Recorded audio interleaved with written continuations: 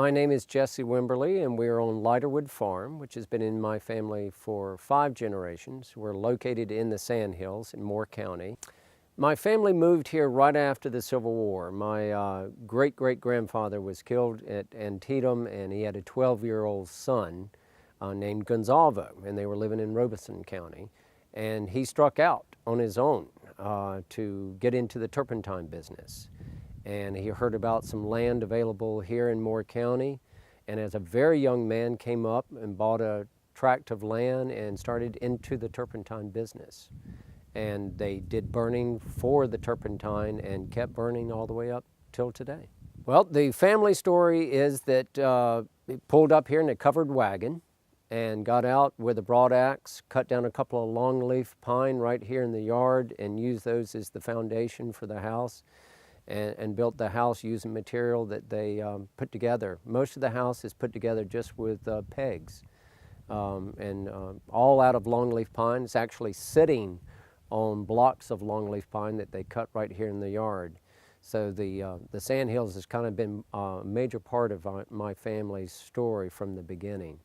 And they went quickly from turpentine into free-range cattle, which also required fire because the food that the cattle fed on was wiregrass, which only had nutrition value after a burn. So they would go in and burn the forest in order to provide food for the free-range cattle.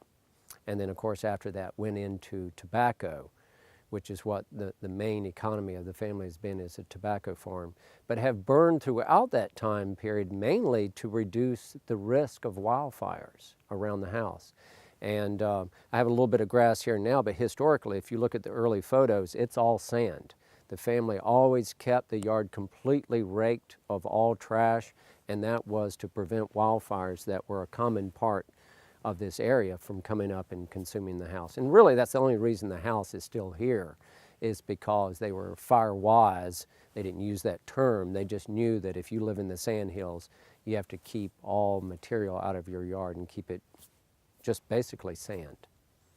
Well, when I first came back 25 years ago and took over management of the farm, one of my main goals was to restore it back to a longleaf ecosystem. Because what had happened was when the family divided up the original farm of about 250 acres into several tracts, one of the things that's very common among landowners in the Sandhills is the value of the land is in the standing timber. So it's a very common practice to cut all the timber, divide that up, and then divide the land. That was the practice that was used with my family. So when I inherited the tract of land, it had been basically cut, clear cut of all the longleaf.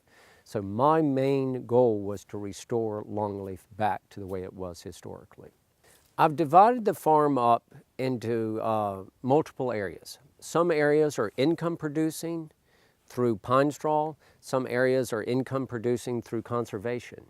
And the fire that I use in those different tracts is very different from each other. So those two goals are the two major, conservation goals and production goals. Because straw raking is going to be one of the mainstays of my economy here, but I'm also using this as an educational place for students to come out, civic groups, research is being conducted here on some of the different species. And so I try to tailor my burn program to meet what the management objective for each track is. So the areas where I'm managing for straw, I have a much higher canopy of longleaf than I do in the areas that are natural.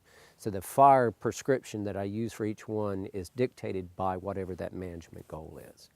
I had the fortunate experience of my background being environmental education in college, getting to conduct some prescribed fires, and then I was the naturalist over at Weymouth Woods for a bit, and we did a lot of burning in the early days out there. And it was amazing when we first started burning out at Weymouth, the negative response we got to fire.